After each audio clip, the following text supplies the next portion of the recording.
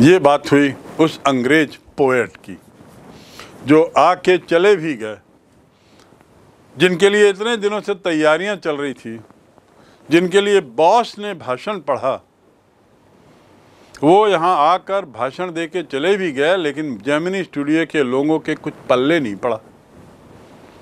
तो अब आगे क्या होता है, पैराग्राफ 9 में थोड़ा इसको समझें। The great prose writers of the world may not admit it, but my conviction grows stronger day after day that prose writing is not and cannot be the true pursuit of a genius. दुनिया के बड़े बड़े pros writers जो हैं, जो कथा कहानियाँ लिखते हैं, वो इस बात को स्वीकार करें या ना करें, लेकिन मैं तो पूरी तरह कन्विंस्ड हूँ, पूरी तरह मैं सुनिश्चित हूँ, और बल्कि डे बाय डे मेरे अंदर ये बात बढ़ती जा रही है कि प्रोज राइटिंग उन लोगों के पल्ले की बात नहीं, उन लोगों की नहीं है जो जीनियस हैं, जो जीनियस होते हैं, विलक्षण प्रतिभा वाले होते हैं, उनके बस की बात नहीं है, वो प्रोज राइटिंग नहीं कर सकते। Pros writing is not and can not be the true pursuit of A genius. Pursuit मतलब पीछे पड़ना। इन pursuit of search Buddha left his palace. In pursuit of truth Buddha left his palace. सच्चाई की खोज में बुद्धा ने पैलेस छोड़ा था, किला, अपना भवन छोड़ा, महल छोड़ा। Pursuit.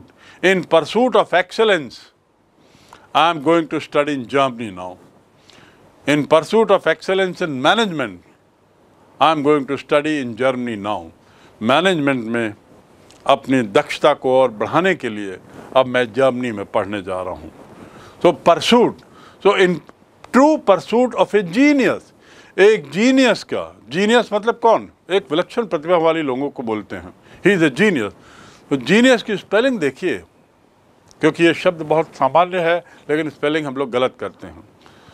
जीनियस लोग प्रोज राइटिंग नहीं करेंगे। भले ही बड़े बड़े प्रोज राइटर दुनिया के इस बात से सहमत हो या ना हो, लेकिन मैं तो दिनों दिन मेरा विश्वास इस बात पे बढ़ता जा रहा है कि प्रोज राइटिंग और जीनियस दो अलग चीज़ें हैं। जीनियस लोग प्रोज राइटिंग नहीं करेंगे। अब ये देखिए क्या बोल रहे हैं अशोक मित्रन, एक अपना कमेंट दे रहे हैं। It is for the patient, persistent, persevering drudge with a heart of shrunken, with a heart so shrunken that nothing can break it. ये जो कहानियाँ लिखने का जो काम है, प्रोज राइटिंग लिखने का काम है, ये कौन कर सकता है?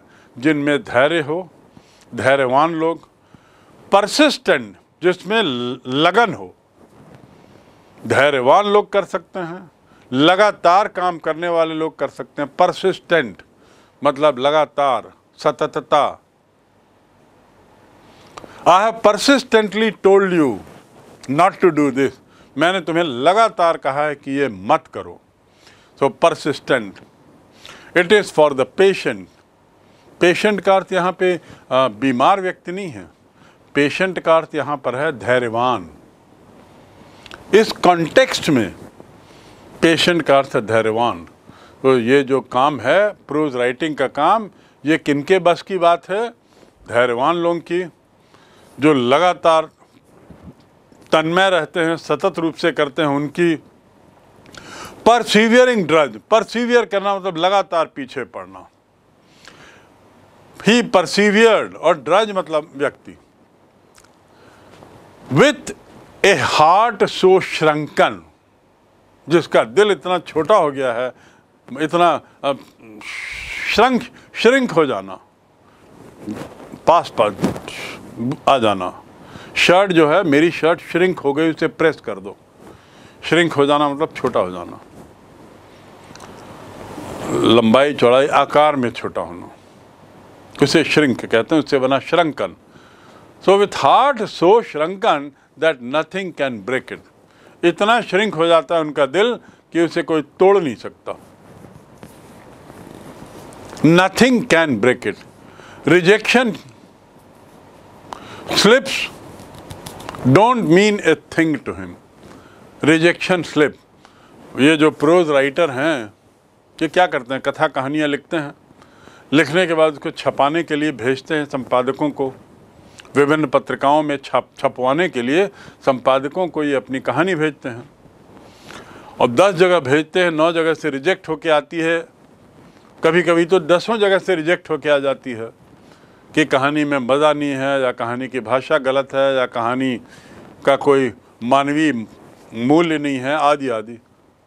तो इन लोगों की तो ऐसी आदत ही है कि रिजेक्शन स्लिप आती रहे, और इस रिजेक्शन स्लिप के कारण इनका दिल भी बड़ा छोटा हो जाता है, टूटता नहीं, अनब्रेकेबल हो जाता है। बड़े व्यंग्यात्मक तरीके से ऑथर कह रहे हैं कि प्रोज राइटर का दिल जो है वो अनब्रेकेबल हो जाता है, कोई तोड़ नहीं सकता।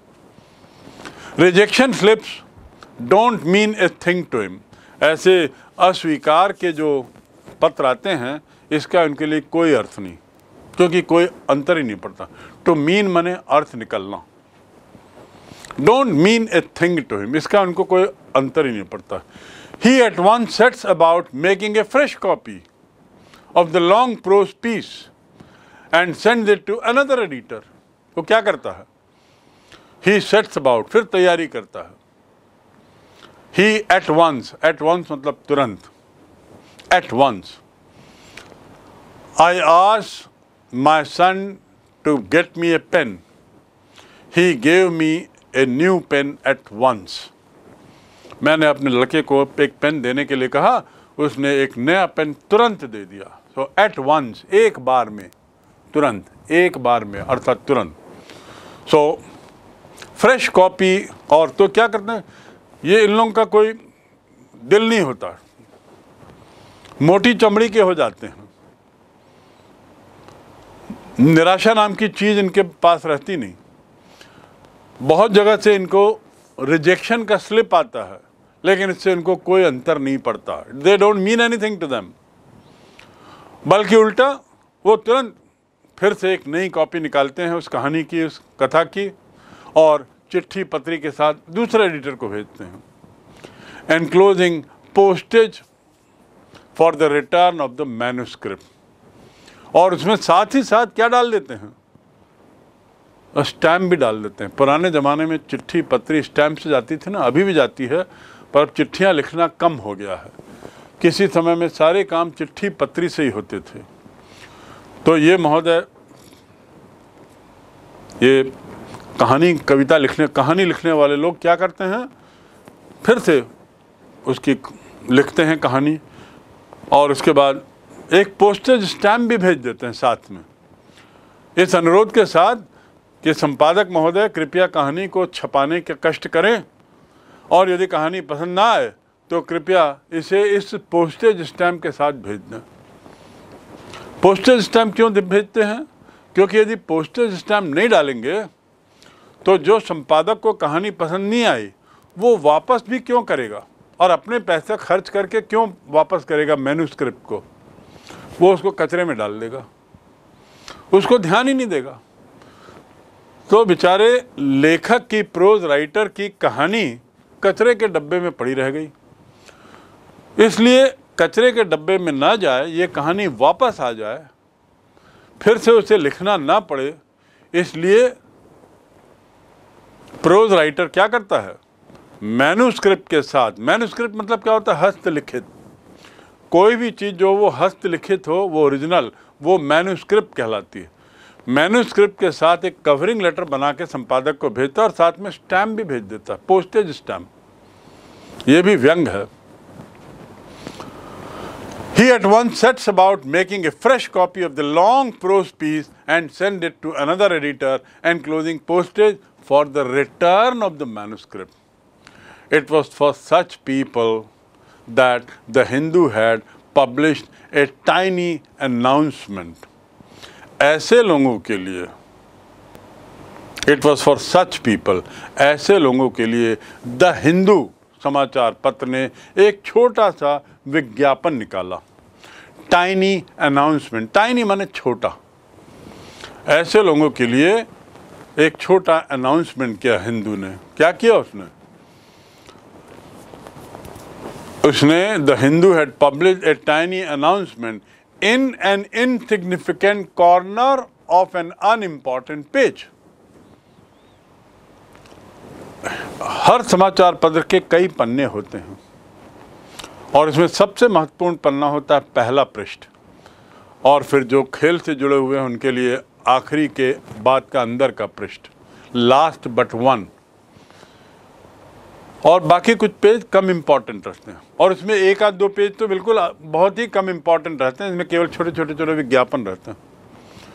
तो द हिंदू ने एक छोटा सा विज्ञापन निकाला। कहाँ पर?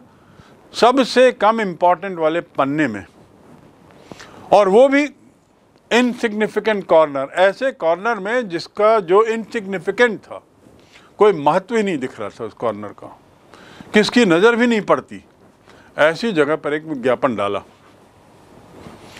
Hindu had published a tiny announcement, announcement मतलब विज्ञापन, in an insignificant corner of an unimportant page, a short story contest organised by British periodical.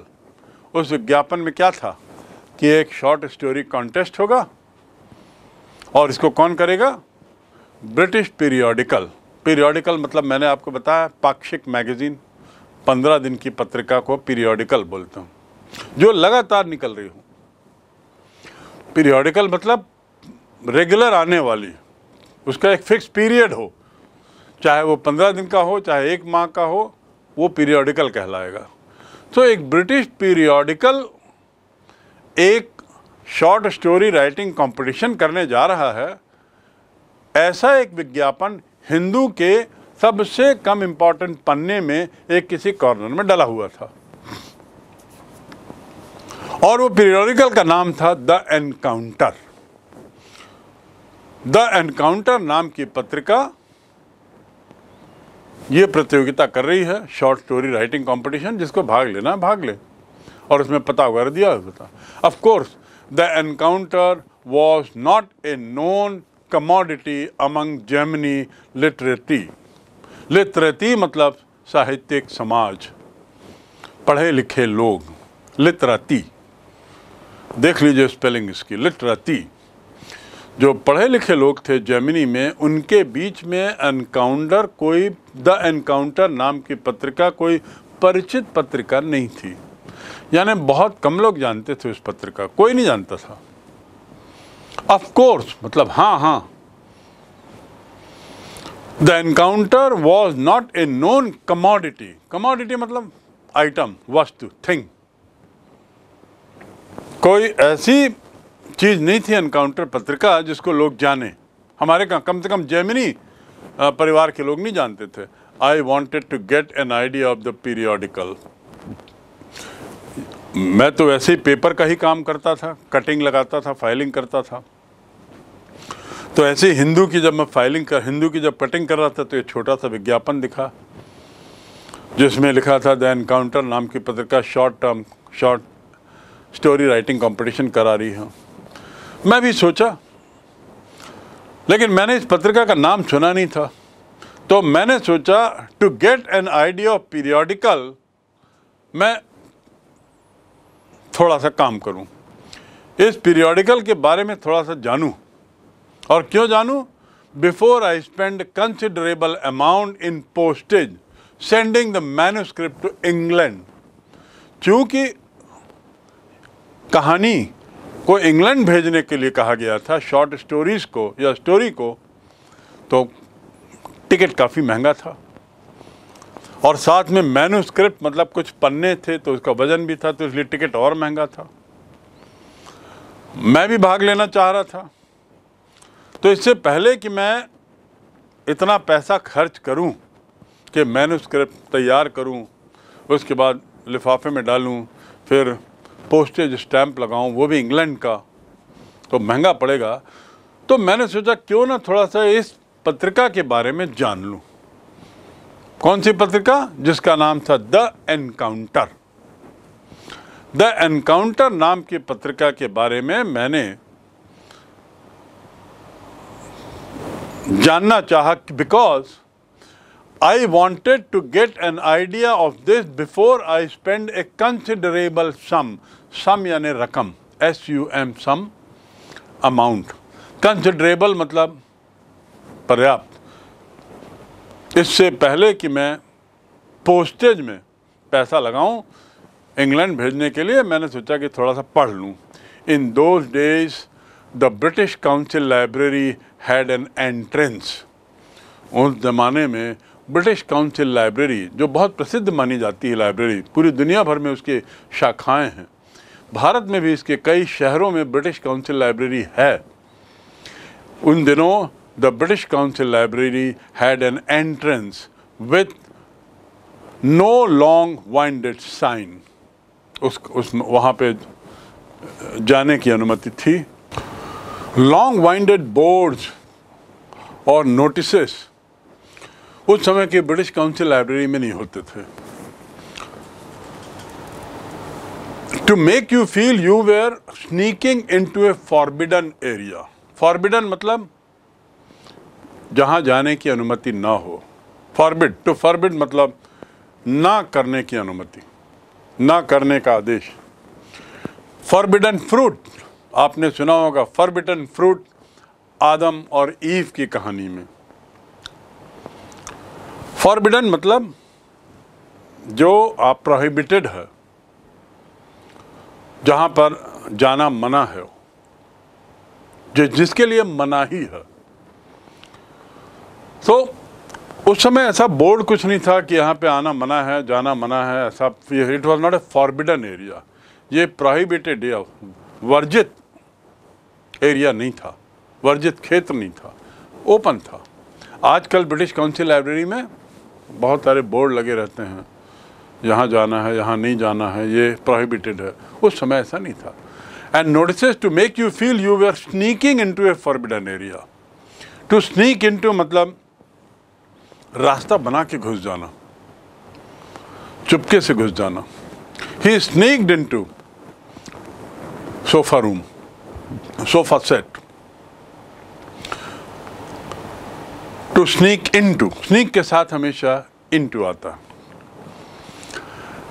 कैसी जगह? वर्जित जगह, जहां जाना मना है, ऐसा कोई फीलिंग नहीं था। And there were copies of the Encounter lying about in various degrees of freshness, almost untouched by readers.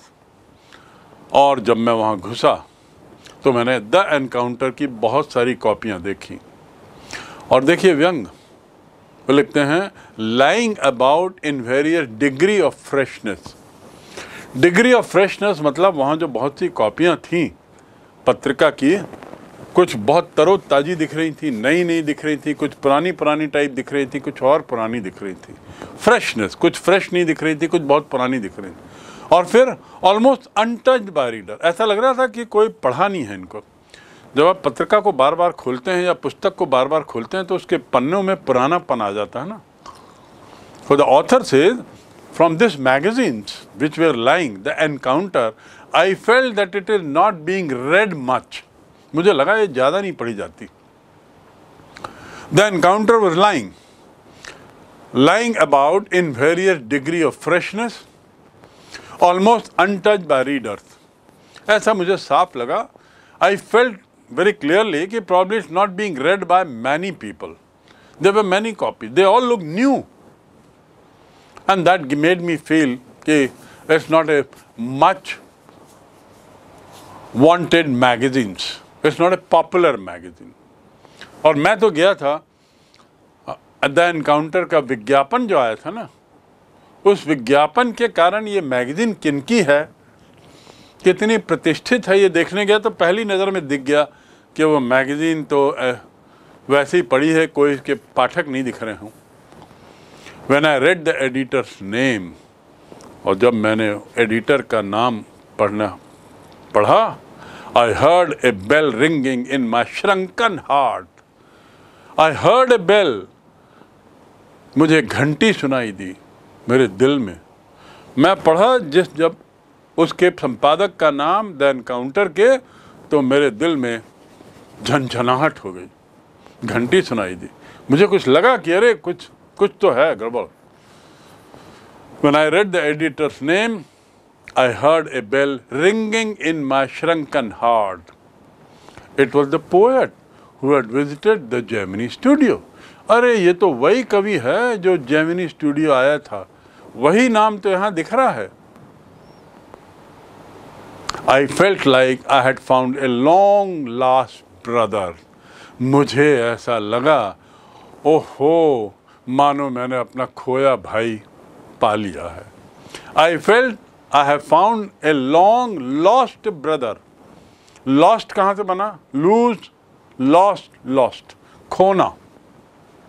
To lose माने खोना, lost माने खोया, long lost माने बहुत समय से खोया हुआ भाई मानो मैंने पा लिया है। It was a poet who had visited the Gemini studio.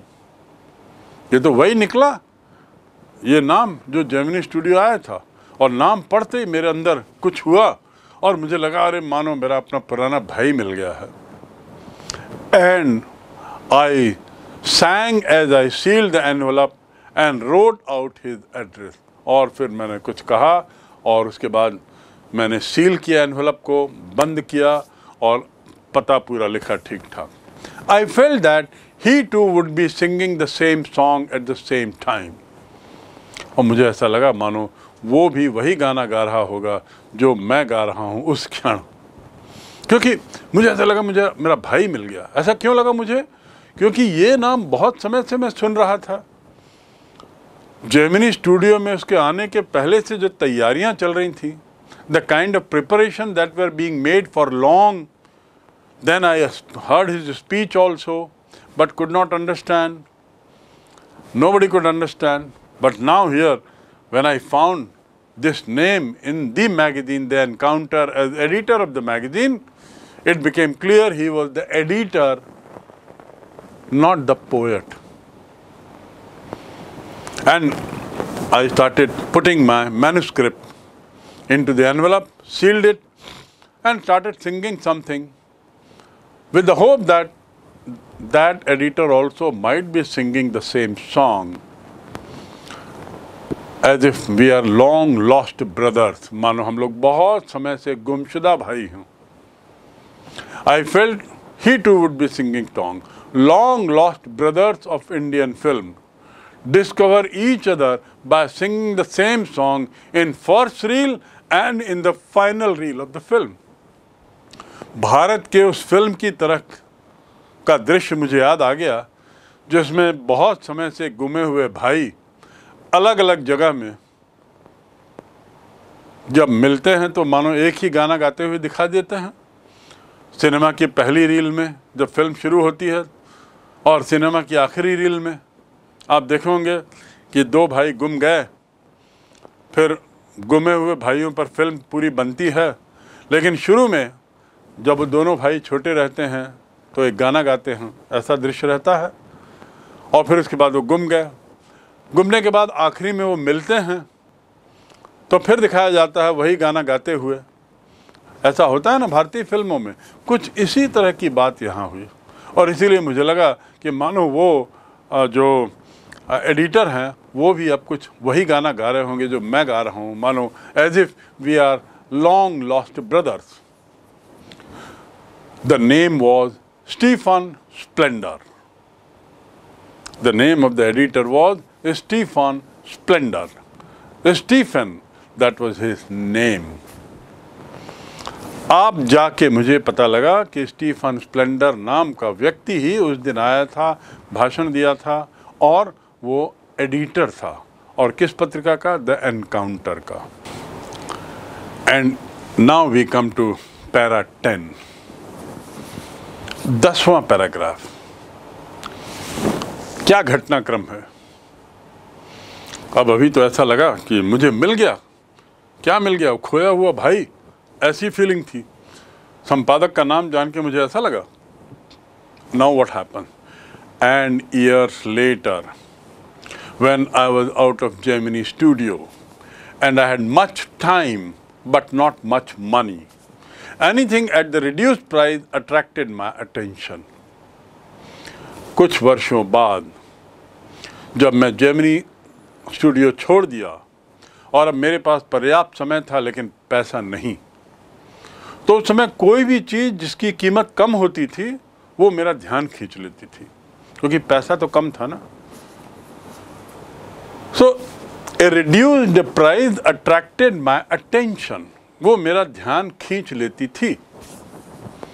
On the footpath in front of Madras Mount Road post office there was a pile of brand new books for 50 paisa each.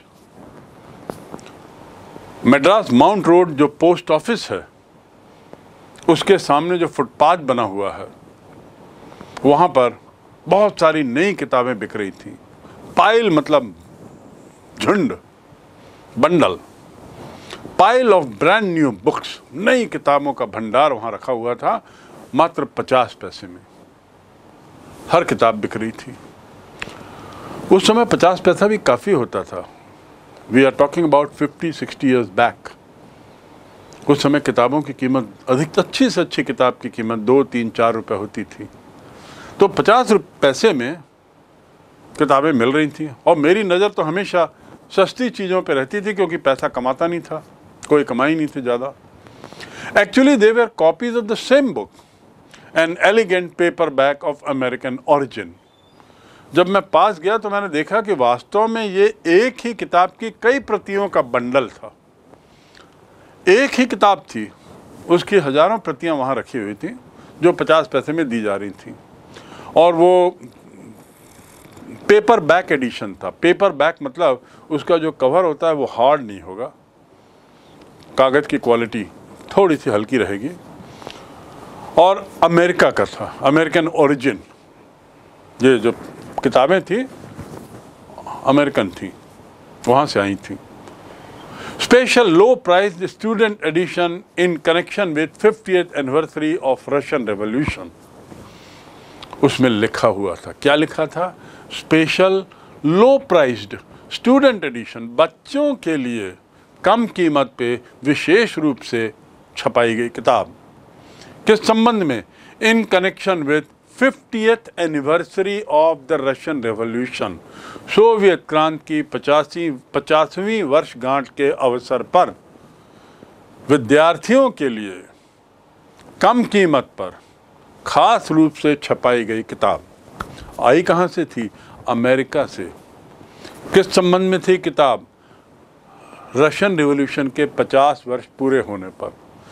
Russian revolution हुआ कब था? 1917 में। 50 वर्ष कब होते हैं? 1917 में 50 जोड़ा तो 1967। द गॉड दैट फेल्ड उस किताब का नाम था। आई पेड 50 पैसा and picked up A copy. मैंने 50 पैसा दिया और वो जो भंडार था जिसमें एक ही किताब की हज़ारों प्रतियां थी, एक किताब उठा ली। उस किताब का शीर्षक क्या था? The god that failed. बहुत प्रसिद्ध किताब। भगवान जो फेल हो गया, असफल हो गया। क्या कभी भगवान असफल होते हैं? नहीं। पर यह किताब जो है बड़ी चर्चित हुई अपने शीर्षक के कारण, और इसके अंदर की जो बातें थी उसको लेकर the god that failed became one of the most famous books those days. मैंने 50 पैसे में वो किताब की एक कॉपी उठा ली, the god that failed. 6 eminent man of letters in separate essays. Eminent माने प्रसिद्ध, मैन ऑफ लेटर्स मतलब साहित्य में, लिखने में प्रसिद्ध व्यक्ति। लेखन कला में जो बहुत प्रसिद्ध होते हैं उन्हें कहते हैं मैन ऑफ लेटर्स। पढ़े लिखे लोग, कोई भी पढ़े लिखे लोगों को मैन ऑफ लेटर कहा जाता है। He is a man of letter मतलब विद्वान। एक शब्द में यदि बोले मैन ऑफ लेटर्स मतलब विद्वान, और लेटर नहीं है, लेटर्स है, मैन ऑफ लेटर्स। तो there were 6 man of letters जिन्होंने अलग अलग निबंध लिखे थे, 6 सेपरेट निबंध। Described their journey into communism. उन 6 निबंधों में उन्होंने कम्युनिज्म विचारों में अपनी यात्रा का वर्णन किया था। ये 6 लोग कम्युनिस्ट बने और कम्युनिस्ट बहुत वर्षों तक रहे, और उसके बाद दे बिकेम डिसइल्यूजन्ड, मोह भंग हो गया उनका। तो 6 eminent men of letters in 6 separate essays describe their journey into communism and their disillusioned truth. मोह भंग होने, disillusioned return, मोह भंग होने के बाद वापस आते हैं कम्युनिज्म में अपनी यात्रा, और उससे मोह भंग होने के बाद वापस आना, अर्थात कम्युनिज्म से निराश हो जाना। इसका वर्णन करते हुए 6 निबंध 6 लोगों ने लिखा है। इसका मतलब क्या हुआ? ये पुस्तक 6 लोगों ने लिखी है। दूसरा, 6 अलग अलग निबंध हैं। तीसरा, ये 6 व्यक्ति कम्युनिस्ट बने। चौथा, कम्युनिस्ट बनने के बाद बहुत काल तक कम्युनिस्ट रहे, अर्थात मैंने जो कम्युनिस्ट विचारधारा के बारे में बताया, भगवान में विश्वास नहीं करना, प्रेम मोह आदि से बिल्कुल दूर रहना, बिल्कुल क्रांतिकारी बातें करना, हिंसा और इसके अलावा इस तरह की बातें करना जिसमें अशांति फैले, आदि आदि, लोगों को मन को बदलने का प्रयास करना। तो ये 6 लोग भी अलग अलग समय में अपनी अपनी जगह कम्युनिज्म के अनुयायी बने, और उसके बाद बहुत वर्षों तक रहने के बाद वे लोग निराश हो गए, कम्युनिस्ट की विचारधारा से निराश हो गया। उनको लगा कि कम्युनिज्म में वो सच्चाई नहीं है जैसा महसूस किया, जैसा बताया जाता है। ये विचारधारा की खामियां कुछ इनको मालूम हुई। तो दे बिकेम डिसइल्यूजन्ड। डिसइल्यूजन्ड मतलब उससे एक तरीके से मोह भंग हो जाना, और फिर वापस आए। इस पर उन्होंने 6 निबंध इस किताब में छपे हैं। अब ये 6 लेखक कौन हैं? Andre Gide, Richard Wright, Ignazio Silone, Arthur Koestler, Louis Fischer and Stephen Spender. 6 लोगों के नाम, 6 प्रसिद्ध कम्युनिस्ट लोगों के नाम पे लिखे गए निबंध। ये 6 के 6 विश्व प्रसिद्ध नाम हैं। इनका मैं आगे जिक्र करूंगा, आपको बताऊंगा इनके बारे में।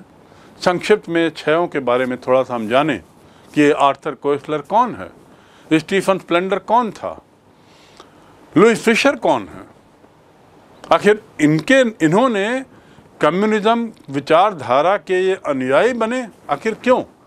ऐसा क्या था जो ये लोग अपनी विचारधारा को छोड़कर कम्युनिज्म में आए, और फिर ऐसा क्या हुआ कि कम्युनिस्ट विचारधारा को छोड़ के ये वापस सामान्य विचारधारा में आ गए?